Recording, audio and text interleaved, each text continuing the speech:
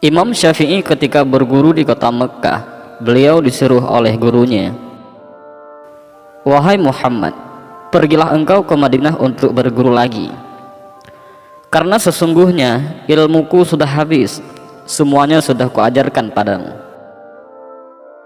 Imam Syafi'i menuruti gurunya itu dan berpamitan kepada ibunya.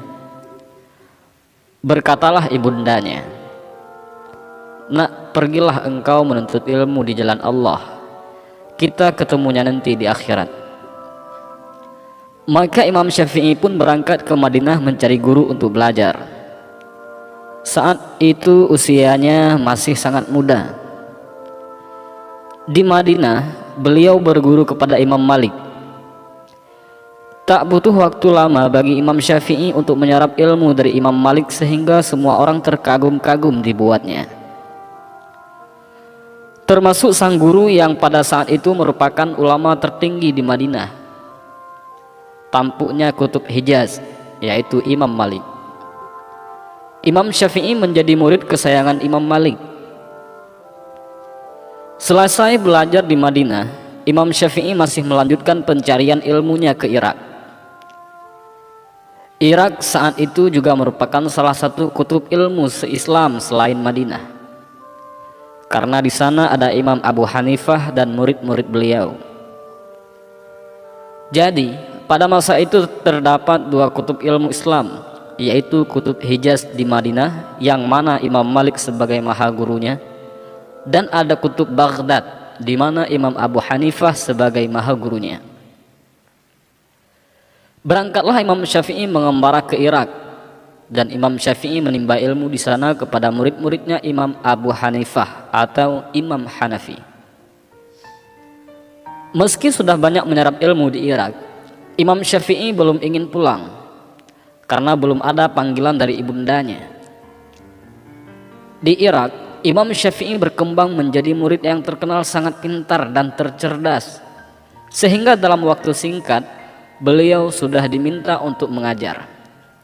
1 murid, 2 murid, 3 murid, sampai ribuan murid berbondong-bondong datang untuk berguru kepadanya.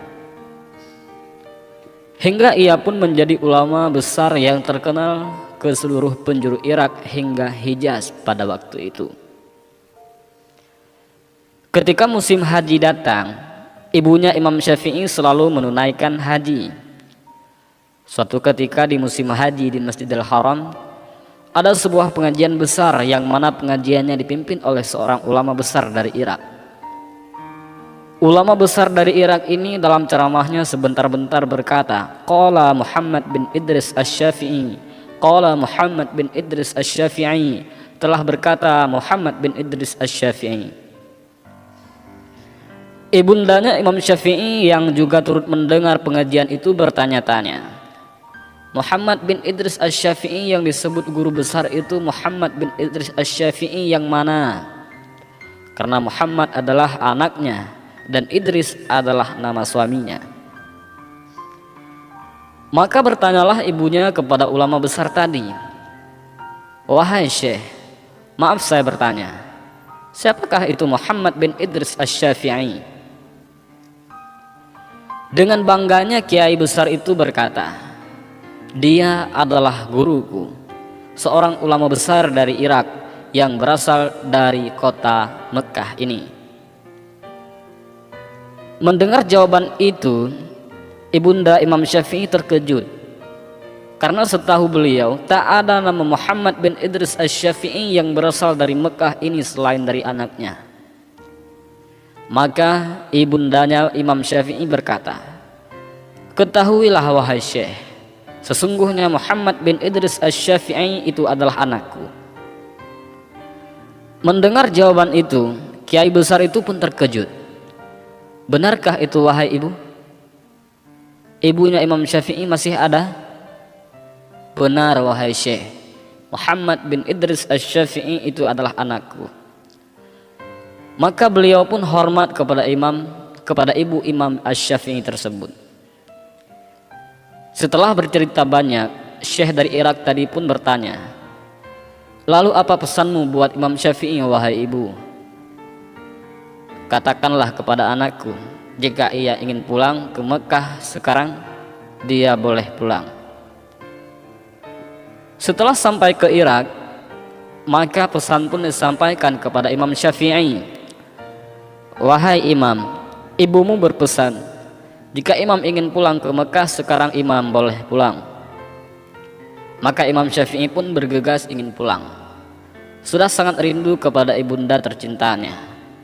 Namun di sisi lain, masyarakat Irak begitu berat melepaskan sang imam. Namun dengan berat hati dan perasaan penuh haru, mereka pun rela melepaskan Imam Syafi'i untuk pulang. Karena mereka sudah sangat mencintai kepada Imam Syafi'i, dan Imam Syafi'i merupakan ulama besar.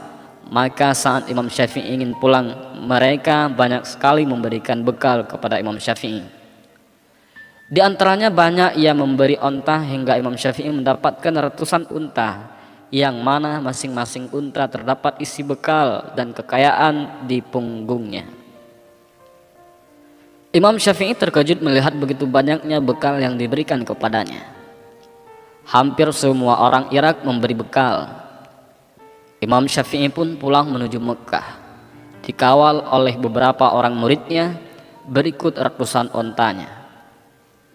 Sesampainya di pinggiran kota Mekah, Imam Syafi'i menyuruh salah seorang muridnya untuk menemui ibunya dan mengabarkan bahwa Imam Syafi'i sudah hampir sampai ke Mekah. Muridnya pun mendatangi rumah ibunda Imam Syafi'i dan mengetuk pintu. Setelah dibuka, ibunya bertanya, "Siapa engkau?" "Saya murid Imam Syafi'i," jawab murid Imam Syafi'i itu. "Ada apa?" tanya ibunya. "Imam Syafi'i sedang dalam perjalanan pulang ke sini, Bu, dan sekarang sudah berada di pinggiran kota Mekah," jawab muridnya lagi. "Apa saja yang dibawa Syafi'i?" tanya ibunya. Si murid tersebut dengan bangganya menjawab, "Imam Syafi'i datang dengan membawa ratusan unta dan harta." Berharap ibunya Imam Syafi'i menjadi senang dan saat mendengarnya. Bukannya senang, ibunya Imam Syafi'i malah marah. "Syafi'i membawa ratusan unta? Aku menyuruh berkelana bukan untuk mencari dunia. Katakan kepada Syafi'i bahwa dia tidak boleh pulang ke rumah," tegas ibunya sambil menutup pintu dengan marah. Dan murid Imam Syafi'i pun terkejut. Maka dengan perasaan yang serba salah, murid tersebut menyampaikan pesannya kepada Imam Syafi'i. Ketika mendengar pesan tersebut, Imam Syafi'i gemetaran ketakutan. Imam Syafi'i pun memerintahkan kepada muridnya untuk mengumpulkan warga miskin yang ada di kota Mekah. Lalu semua unta berikut hartanya diberikan kepada warga Mekah hingga tak tersisa. Yang tersisa hanya kitab saja. Maka si murid tadi pun disuruh kembali menemui sang ibu. Sesampainya di rumah, murid tadi menceritakan kepada sang ibu yang bahwa semua unta dan hartanya sudah dibagikan kepada warga Mekah, dan yang tersisa hanya kitab dan ilmunya saja. Maka Imam Syafi'i pun diperbolehkan pulang. Wallahu a'lam bishawab.